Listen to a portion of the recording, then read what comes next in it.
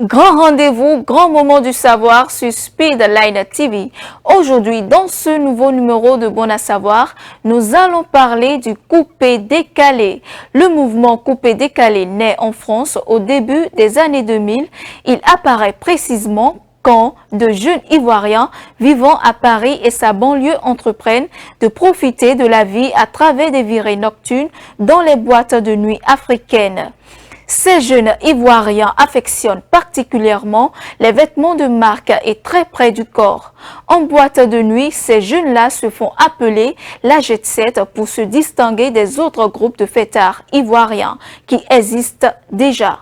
La Jet Set est alors constituée de Douk Saga, Le Molar, Lino Versace, Serge Défalé, Boro Sangui, Solo Béton.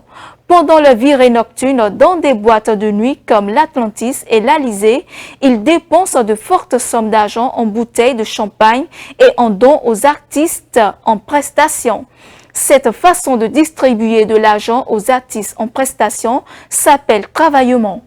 Au bout de quelques mois, le mode de vie dispendieux de la Jet Set devient la tendance dans la diaspora ivoirienne de Paris.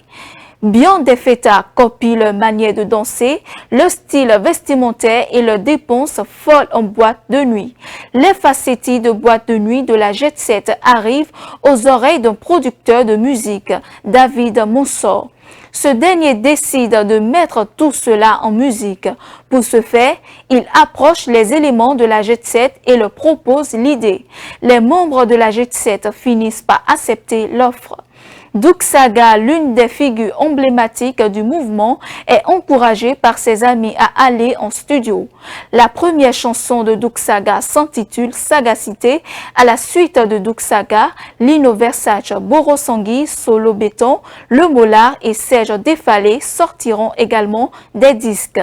Le 19 septembre 2002, une tentative de coup d'État en Côte d'Ivoire se mue en rébellion armée. Le pays est divisé en deux zones antagonistes. La partie nord contrôlée par la rébellion et la partie sud est sous contrôle gouvernemental. État d'urgence et couvre-feu sont imposés. Les Ivoiriens habitués à faire la fête dans les maquis, bars et boîtes de nuit jusqu'au bout de la nuit sont obligés de tout arrêter à l'heure du couvre-feu pour rentrer chez eux. Paradoxalement, au lieu d'être un coup d'arrêt à l'expansion du coupé-décalé, ces événements sociopolitiques en deviennent l'un des carburants. Des artistes coupé-décalés s'en inspirent pour sortir des tubes. Dans le but de fidéliser leurs clients, les gérants de boîtes de nuit, de bars et maquis à ciel ouvert organisent des soirées en plein jour. Le 12 octobre 2006, Douk Saga, l'un des principaux créateurs du coupé-décalé, décède à Ouagadougou, au Burkina Faso. Le choc émotionnel est ressenti dans toute la Côte d'Ivoire. L'onde de choc se propage même dans toute l'Afrique et dans la diaspora africaine. Les funérailles de Douk Saga à Abidjan prennent les allures d'un événement national. Cette disparition de Douk Saga coïncide presque avec l'avènement de la troisième vague des artistes coupé-décalés. Le coupé-décalé prend alors un virage dans lequel la frime est beaucoup moins fréquente.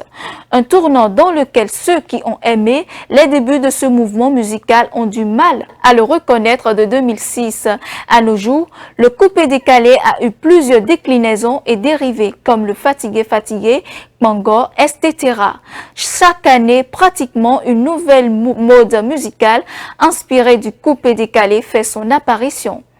De 2002 à nos jours, pas moins de 250 danses et concepts sont nés en Côte d'Ivoire à partir du coupé-décalé. Nous sommes à la fin de ce numéro de Bon à savoir. Merci mesdames et messieurs de nous avoir suivis. Suivez-nous en continu sur speedlinetv.bj/live et sur nos différents canaux digitaux Facebook et YouTube.